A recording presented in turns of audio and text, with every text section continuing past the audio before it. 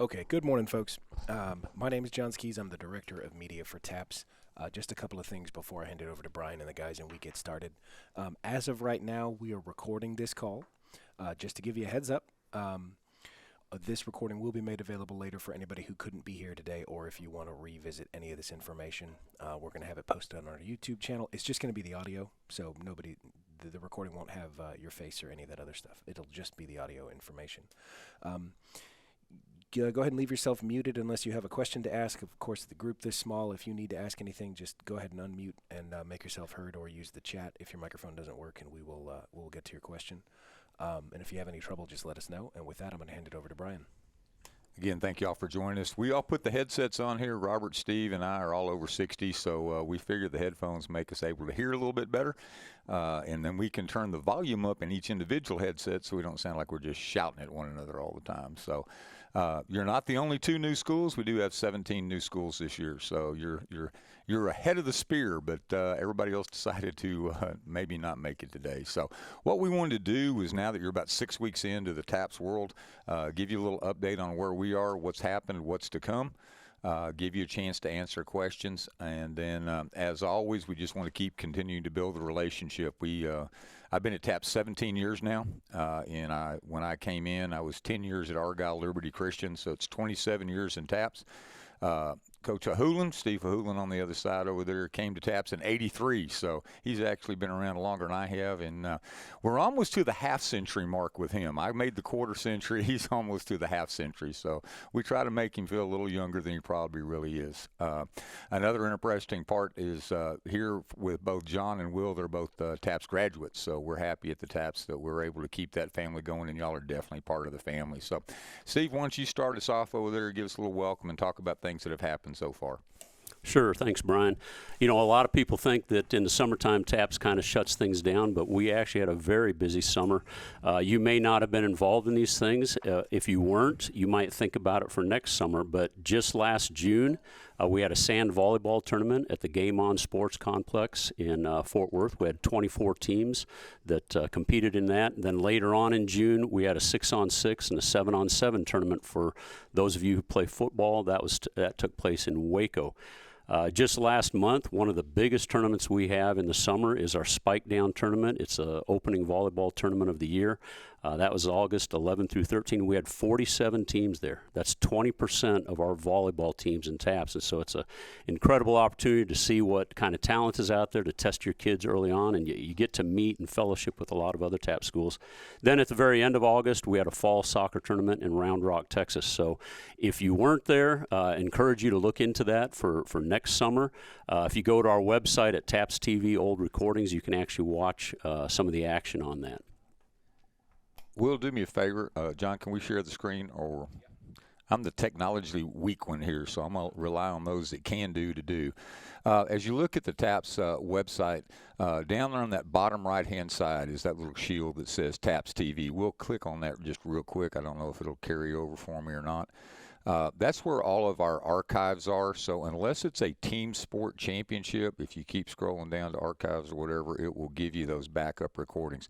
One of the things that was always important to me when I was a principal, it's also something I've used in coaching, is something new is a little scary until you see it. So I just highly encourage you to go to taps.biz, www.taps.biz, click on that and see where it's going. Will bounce me back one to taps.biz. Those of you that are listening, you can follow along at home. Those of you that are on the screen can actually see it. We'll click on that calendar for me. I think it's really important that we understand what's coming up. The calendar is out there. We wish it was the Google Calendar and that it was user-friendly and it would jump out and automatically notify you of things, but we found that to be a failure, so trial by error.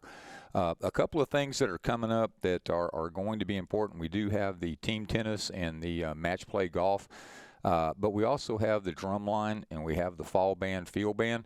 Again, reaching out to kind of all areas on that side. And then the cross-country meet this year will be on Halloween, October 31. So the last time we did this on October 31, it was real interesting. So I'm assuming we're going to have a few costume characters show up.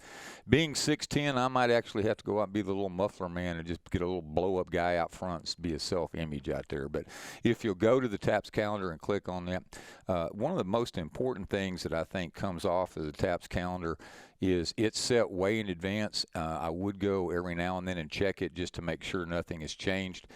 We do have some situations that come up one after the other. So, Robert, we already had some important dates in September. If you'll hit those and then talk about what we're expecting in November. So, if you'll keep it there, we'll bounce to November in just a sec. Sure. Thanks, Brian.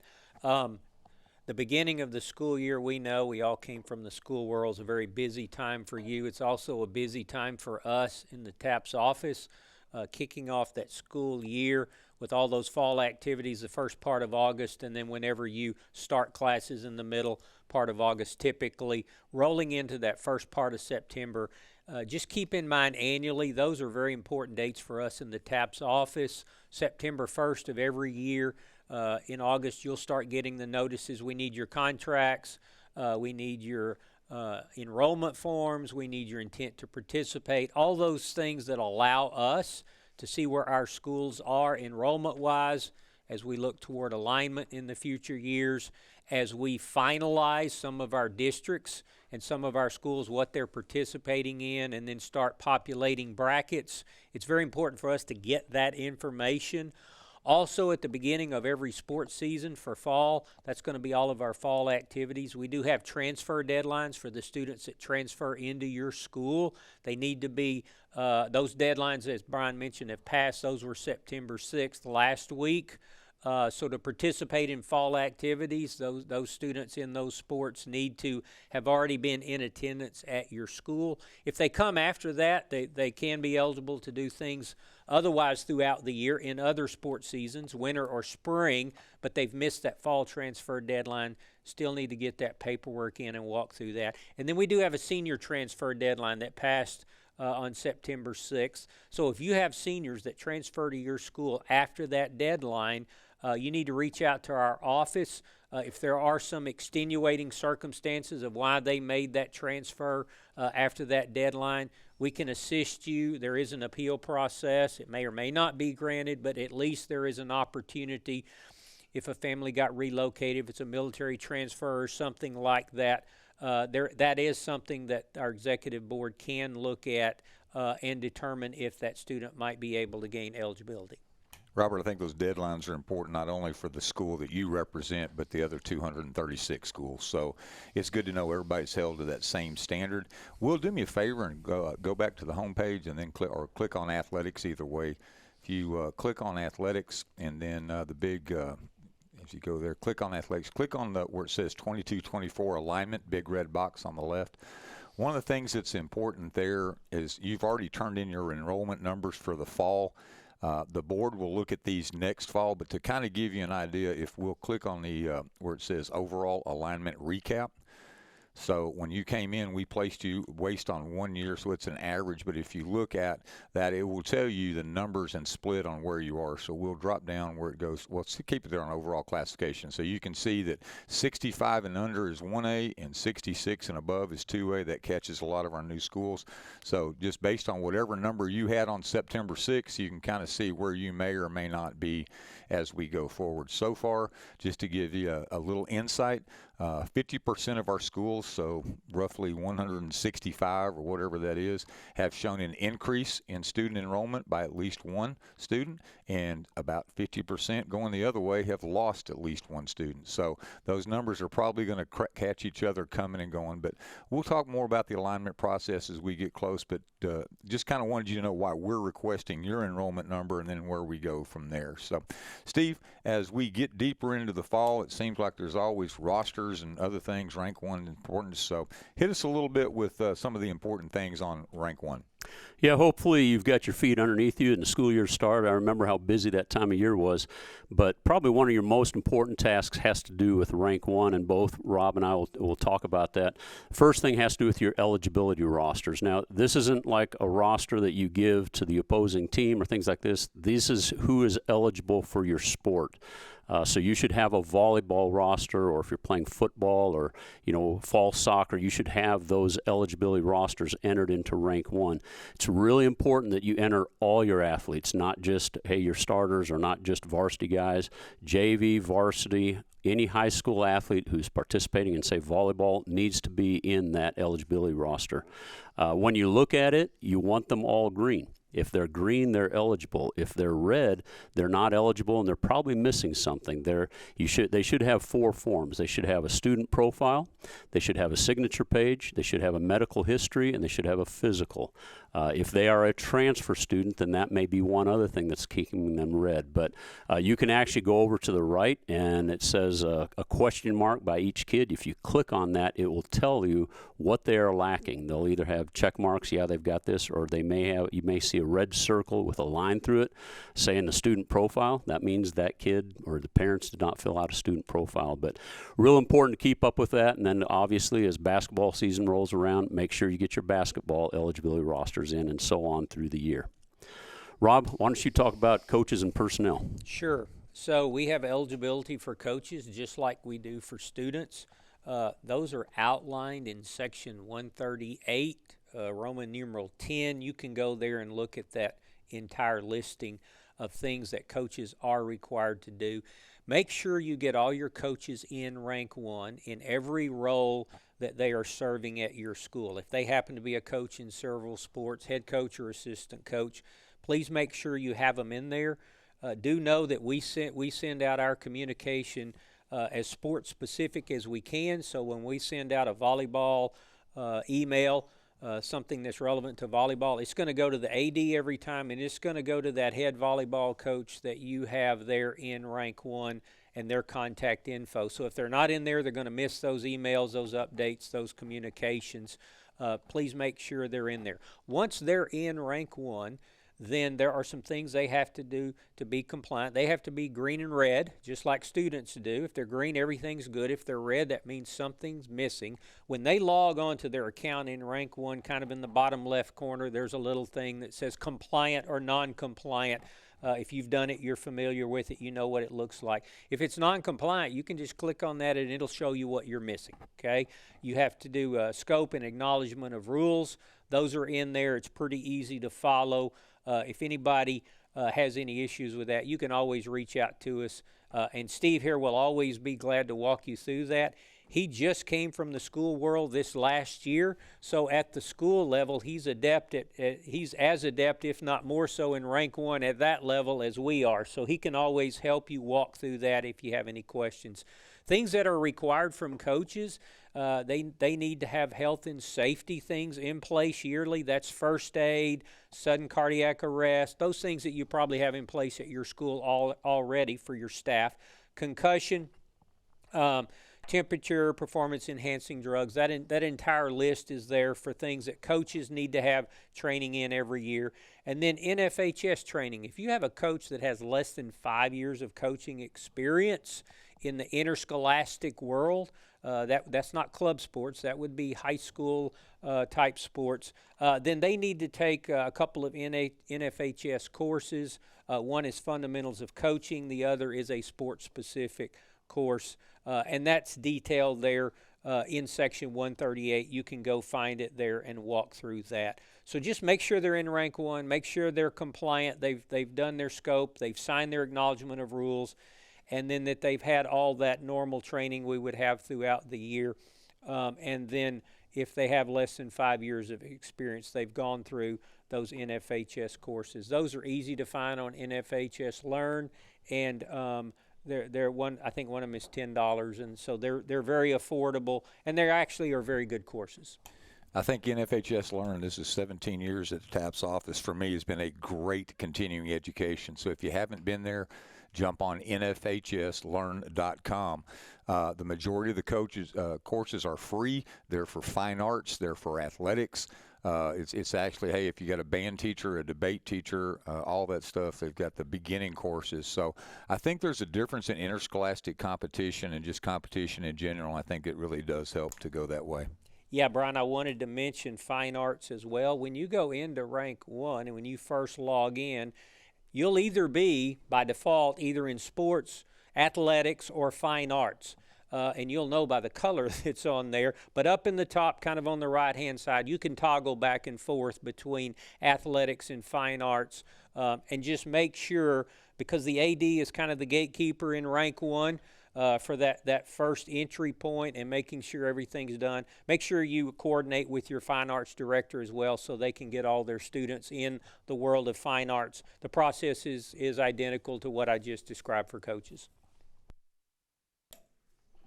All right, also in rank one, something that's very important is to make sure that your teams have their schedules and you keep up with their scores.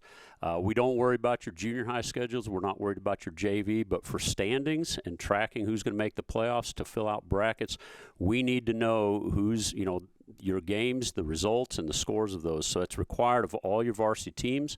It's real important that you make your schedule and your scores public in rank one, and you click on that, and it should go from red to green. We've had trouble with this in the past, so this last year the board made a decision that they were going to require that you post your scores within 48 hours. If you don't report it within 48 hours, you're probably going to get a warning from us. If you continue in that, then probably the second time, your coach will actually be suspended for a game. So let your coaches know this is part of being a head coach. We want those scores in there no later than 48 hours. And really, it only takes about a half a minute to do those kind of things. It's important that that you update any cancellations. If you have a game that's canceled, make sure you go into rank one and cancel it. Otherwise, we're here at the TAPS office. We look and we see no score there. Then we're sending out a warning that probably doesn't need to be sent out. So any kind of cancellation or game changes, kind of keep up with that. So really, it's just a thing whether you as an AD are doing that or whether you have your coaches doing that. That just needs to be part of your. It might be. I know I had a morning routine when I would come in as athletic director, and one of the things was to make sure all my coaches had their scores in. Obviously, on the horizon will be your winter sports. Get those schedules in sooner rather than later. Obviously, you guys may be finalizing them, but once you have those, go ahead and put your basketball schedules or your winter soccer schedules into rank one and make those public. Another thing that is of great value in rank one is some of the things that you will need to do or want to do are forms that are located in rank one. As a coach or an AD, if you once you log into rank one and go to your coach's toolkit, when you pull that up, there will be a long list of forms. There's an appeal form, there's an ejection form, there's all kinds of request forms in there. You'll see those. One of those as Director of Compliance that comes across my desk throughout the year are ejections. So if you have an ejection of a coach, a player, or unfortunately, sometimes a fan is asked to leave the gym or leave the stadium. That needs to be reported to us, okay? That needs to be reported to us the next day. There's an ejection form there in rank one where you can go in and fill that out. Usually we get an ejection report from the officials chapter that officiated that game. They are required to do that as well. If you are a TAPS school playing another TAPS school and somebody on the other team, coach or player, got ejected, we're asking you, although it's not your team, we're asking you to fill one of those out as well. So if you're playing in a TAPS game, and that would be all of your games since you're one of our member schools, or you're playing a TAPS opponent and someone is ejected, please go in and fill that report out for us. If I have any questions, I'll reach out to you. There is a fine and suspension that goes along with that. I'll review that. I'll send you a formal communication that explains that to you and that whole process. And that is also covered in Section 138 if you have questions about that. Another big one is injuries. If you have injuries in any of those sports, we ask you to fill out an injury report. That's available. You can do that for that student. That is important for us to have. We don't get access to that information on our end. There's no concerns there with confidentiality or any of that. But we do want an overview of the type of injuries that are happening out there by sport. Certainly season-ending injuries, concussions, those kind of things. We do want that information in that database because it is important to have that for analytical purposes. It's, I don't know the technical term, I'll say disaggregated. There's a firewall there. We can't see who it is or any of the details, but it's just like a knee injury in soccer, out for 2 weeks, and then whatever the result was after that, or a season-ending injury. That's all we really see, but that information is important for us on our end and for those people out there who take that data and do research and help us as we look to sports injuries and things that can be done to prevent that. Brian? Just kind of wanted to follow up. Earlier this week, we sent out a letter on competition with honor. That's a slogan. It's our motto. It goes along with our mission and vision. In the world in which we live today, after things that happened at the university level, some things that have happened across the state of Texas recently in football games and volleyball games, just a reminder that competition with honor, it's a goal and it's an expectation, but it takes everybody. They say iron sharpens iron. We've all gone back through those nice opportunities to grow. If you see things that are happening that are good, I'd love to hear about all the good things that are going in TAPS. Kind of like the vice principal days, I always heard about the bad things that were going on in the school. Somebody parked in my parking lot, or somebody keeps rolling their skirt up, or whatever it happened to be, and I had to go deal with that. So, but if you do have situations, and I would love to tell you it never happens, but we are all human, we are all of this world. There have been some things go on even involving some of our TAP schools, inappropriate language, inappropriate words, inappropriate signage, and we all need to be diligent about it and vigilant for it. So I think that's why we do the game administrator. We want the game administrator to keep the level playing field where possible. And just as a reminder, I think we're all much more alike than we are different. Sometimes we want to celebrate our differences. I as the head of TAPS, always want to celebrate what we do that's alike. I encourage you guys to go to taps.biz. That's the website. Continue to go to athletics. Continue to go to fine arts. The bylaws are there. For athletic directors, if you click on athletics, we do have a little deal that says AD Corner. So any email that may or may not make it to your inbox, if you go up there to AD Corner, those emails will be listed there. And there's a similar one for fine art directors. They can go to Fine Arts and then click on Fine Art Director Corner. Same thing happens. So we send out a lot of emails. We know it gets old. Sometimes you're like, it doesn't apply to me. Sometimes you're like, it does.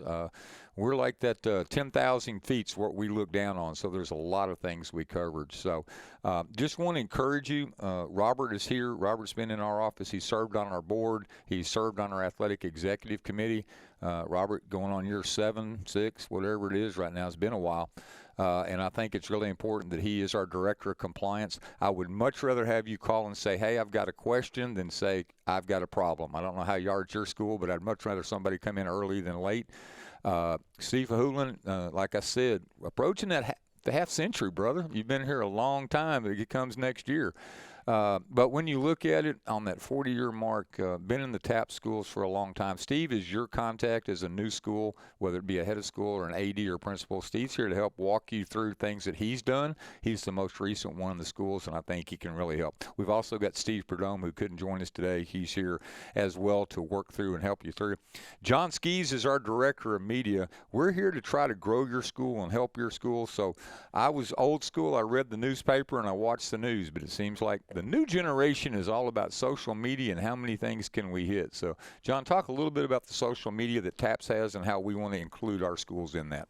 I'll talk about our social media. I'll talk about our media presence in general, but we'll start with social. We're most active on Twitter. Our main Twitter account is @TAPSBiz. You're going to see news and updates for everything we do funneled through that account. But we also have individual accounts for pretty much all of our individual activities. Some of the new ones, like lacrosse, don't have an account yet, but we have accounts from football, soccer, all the fine arts activities, cheer, dance, band, even field hockey. Even our smaller solo championships we have accounts for, and we want to be as engaged with you as your school is able. So if you've got accounts that you want to follow and interact with, we've got a full list on our website. You can also you can find them all from TAPSBiz, which is our main Twitter account. We're also on Instagram and Facebook. We put all of our major announcements there. It's a great resource for your fans, especially moving into a championship or to semifinals or playoffs. If we're covering it, if we have photos, or if we have live broadcasts, or if we have radio broadcasts, or schedules or maps or updates about the venue, all of that information is shared there all the time. We also put results of championships up there. So photos of winning graphics, score update graphics. We put all kinds of information up there, as much as you want. That is there. We have photography coverage at most of our championship events. It'll be me or two other photographers that we hire. We make all of those images. We make all of those images available on our SmugMug page. You can find links to that on the website. Those images are available for free to our schools. So parents can get them, students can get them. We've had yearbooks use them if they couldn't get coverage at an event because they were stretched. They've used our images. We've had schools use our images in promotional material. That's all fine. We want to make as much of that content available to you guys as possible.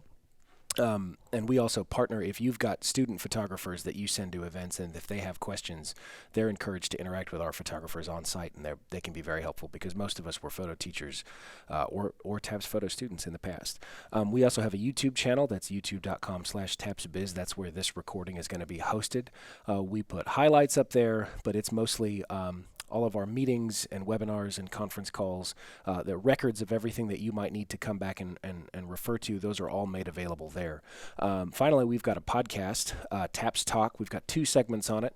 TAPS Talk is our main podcast. It's been going for a couple of years, and we do in-depth stories on individual events or special things that are happening in our TAPS community. So Steve mentioned the Spike Down tournament. We have an episode from our Spike Down tournament this year. That's our most recent one, where we talk to coaches and administrators who were there, the value of that tournament, and you can even hear some of the tournament itself. But we've got episodes covering all kinds of stuff, especially our fine arts, getting people involved there. We've got one on esports. We've got an in-depth one on the cheer championship that goes into the different types of cheer, because that can be confusing, especially to new schools. So there's good in-depth interviews there.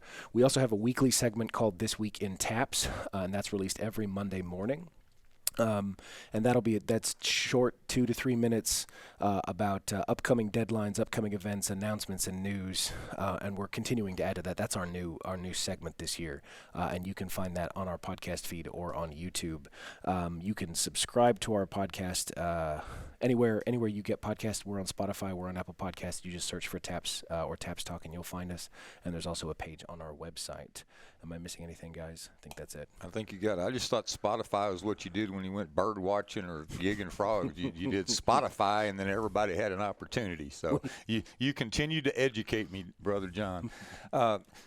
A lot of stuff has been said. A lot of it's athletic gear. Just remember that if you need help, Kelly, Kelli, we're going to send out a whole staff list. But Kelly at taps.biz, great resource for you here, especially on rank 1 or other issues that have to go with it. And then our fine art director, Rhonda at taps.biz. Rhonda Smith took over that last November. So any questions your fine art people have, make sure there's there. John actually runs our fall photo contest. So if you've got kids that have been taking photos or whatever, it's a pretty cheap way to get in. But we've had some excellent work over the last 3 or 4 years. Very excited that we are able to do that. Robert, one thing I think we missed was the TAPS passes. I know that we sent that out. Just kind of what that is, why we do it, and what's the expectation on those TAPS passes. Even though they're tiny this year, we have big expectations. Sure. You should have received at your school an envelope with 10 TAPS passes in there. If that doesn't sound familiar, you might ask around to whoever gets your mail and see if you can find those. If you didn't receive us, let us know.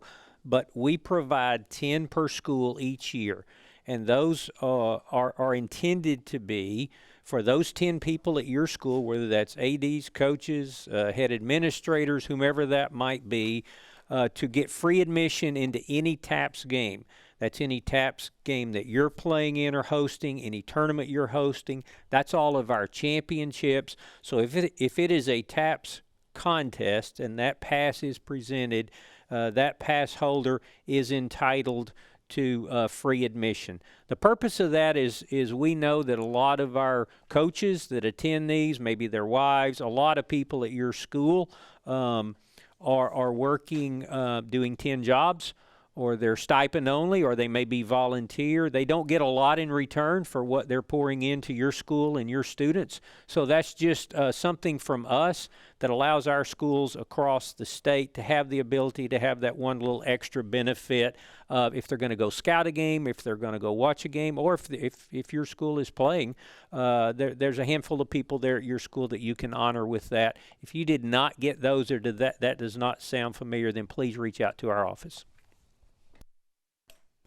Okay, as John was saying, we are recording this session for the people who couldn't be here, but Claire and T, the advantage of being here is that you get to monopolize whatever time we have left to answer any questions that you might have. We've got a wealth of information in the room. Before we open that up, though, I want to kind of echo something Brian said. I was an athletic director for many, many years in the TAP schools, and I loved it. And one of the reasons I was brought on here that I'm really excited about is being a resource for you guys. If you have any questions, anytime at all, reach out to me. You can call the TAPS office at 254-947-9268 and just ask for Steve H. Or you can email me at Steve H. The reason mine it has an initial there is to keep it separate from Steve Perdome, but Steve H at taps.biz. You can email me, you can call me. It's one of the reasons Brian hired me is I get to be a resource, and I'm really excited about that. I loved being an athletic director. I'm a little bit envious of you guys because I remember how much fun that is, and I'm here to help. But that being said, Claire and T, thank you so much for being here. We know how busy that time is, but do you have any questions for us?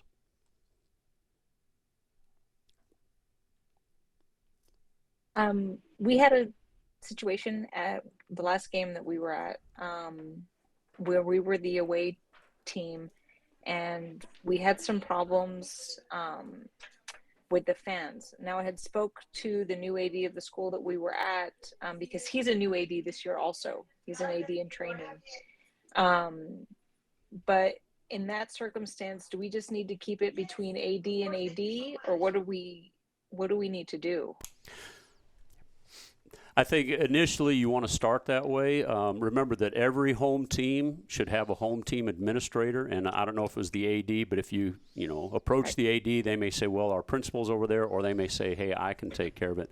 If they take care of it and you feel like it's satisfactorily taken care of and nobody was ejected, then it can end at that point. I think communication between schools and ADs are real important. Now, if you don't feel it was resolved, then you might want to take it and, have your administrator contact their administrator. Yeah, I'll echo what Steve said. This does come up from time to time. It is unfortunate, but our expectation is there are good people at all of our schools, so start at that level, communicating AD to AD or head of school to head of school, and at your level, be the judge of what level you think you need to intervene there. But raise the concern, raise the issue, give them the opportunity to look into it on their end, or they may already know about it. But what Steve mentioned is critically important, that game administrator being there at all the home games to keep an eye on those kind of things, take care of the officials. That's our expectation, but if it doesn't get resolved there, then we are available to assist as well. I think that would be reach out to Steve H., Steve Ahulin, or Robert Huckabee, let them help walk you through that. I say this having been the vice principal, then the principal, and now being here. Sometimes it's like herding cats, but you often hear the negative. I love to hear it when somebody just sends me an email and says, hey, I was playing ABC school. We had this situation. We got together and it was resolved. So I'll kind of go one step farther. If you were able to resolve it positively and everybody came out, I'd love to hear that too. Unfortunately, I usually hear the other end. I went over there. They didn't do anything about it. Now, when they come to our place, it's going to make it a lot harder on me. So, Robert, I think that's kind of what you're kind of in the vice principal mode, being director of whatever. So. Anyway, any other question that we can help you with? Yes, sir. Can you guys let me know the standings? Are those listed in rank 1 for us to see, or how do you access those for just specific sports? The easy way is to go to taps.biz and click on the word standings, and then it should bring you to a list of sports. We'll click in there now. And then so like if you click on volleyball, then basically we're pulling that from rank 1. So you go to whatever district you're looking for, click on the standings. We'll click on that first one since it's right up there at the top. Any of them is fine. And it should show you their record, then you can click on individual schools. So Rank 1 is not our in-house database. It is that third party. So does it do what I would love for it to do, which is read your mind and jump there automatically? It does not do that. So taps.biz, click on the word standings, and it'll take you to whichever opportunity you want to go to. Robert, Steve, did I say? I guess there's a way to do it in Rank 1. This has always been the easy way for me. This is the easy way to go. Just pick by sport, and then by sport you can just scroll down and immediately find the classification and district you're looking for. They're in order. They're 1A to 6A, District 1 to whatever. And then once you get in that district, you can click on each of those schools. You can click on View Standings, that little up in the right-hand corner, and that'll give you the win-loss and the district win-loss. A lot of people have and are moving into district play for volleyball now. And so that's why score reporting and schedules and all that's important. It allows that information to be as accurate as possible. And I'd add, you may have already said this, but when you're in the standings, you can actually click on the schools and see game-by-game scores. So you can go, oh, hey, they beat these guys by this much. So it shows more than just the standings. You can actually get the score-by-score reports. And actually, one thing you can do, and you can search for a school if you don't know what district they're in. So you can go to the search bar and search it up. So, for example, Liberty Christian, which is a 6A, it'll just pop, 5A, sorry, it'll pop up right there. I think the big thing to look at is go to taps.biz. You've got standings. We'll go back to that homepage real quick because I would guarantee you that 50% of the phone calls and emails we're getting right now are when our bracket's going to come out. Well, once we get the participation forms and people send in their payment and their checks and their contract, then we count them good. So here in the next week or so, the brackets for the fall sports will come out. So you'll go to taps.biz, click on that word brackets, and then you'll again search through. So the board has to approve those. The AEC has to review and approve them. So we've got a little approval process other than just us sitting around here throwing darts at a dartboard to make it out. So, but those will be up next week or thereabouts. Perfect. Thank you. We have anything else we can help you with? Well, we really, really appreciate you being here today. I know you guys are busy. I know what that was like. But once again, just kind of remember, we're here to help. Don't hesitate to reach out, not just if you have a problem, but just any kind of question.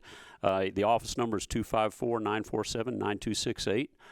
If you want a general answer, just info@taps.biz, or if you want to reach directly out to me, steveh@taps.biz. But otherwise, thank you so much for being here and being a part of TAPS. Thank you. Thank you.